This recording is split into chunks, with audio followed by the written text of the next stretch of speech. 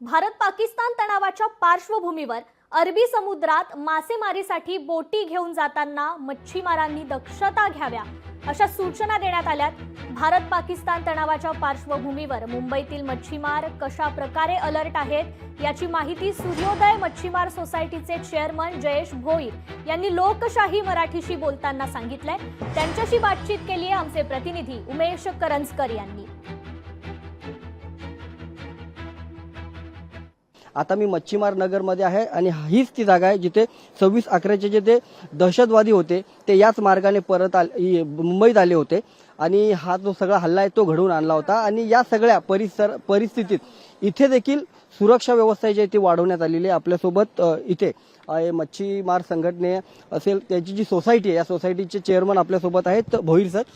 Sir, तुमची बैठक झालेली आहे, पोलीस असतील कोस्ट गार्ड असतील यांच्यासोबत बैठक झाली, काय नेमक्या बैठकीत सांगण्यात आली तुम्हाला? आपल्याला पण सावध राहायला सांगितलं की या गोष्टी जे चालू आहेत, आता पाकिस्तान आपल्यावर पण हल्ला करते लपून लपून कुठूनही हल्ला येऊ शकतो, तर त्याच्याकरता आपल्याला अलर्ट समुद्रामध्ये राहायला सांगितलंय।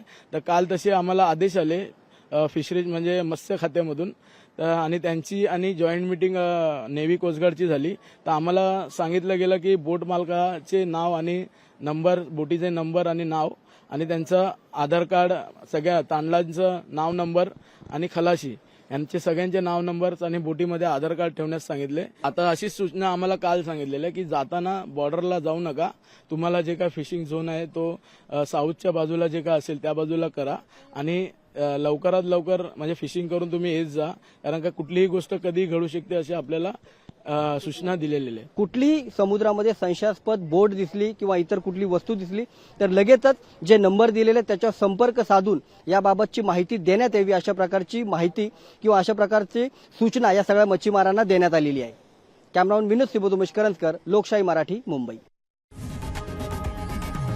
लोकशाही मराठी ऐका, पहा, जागरूक रहा।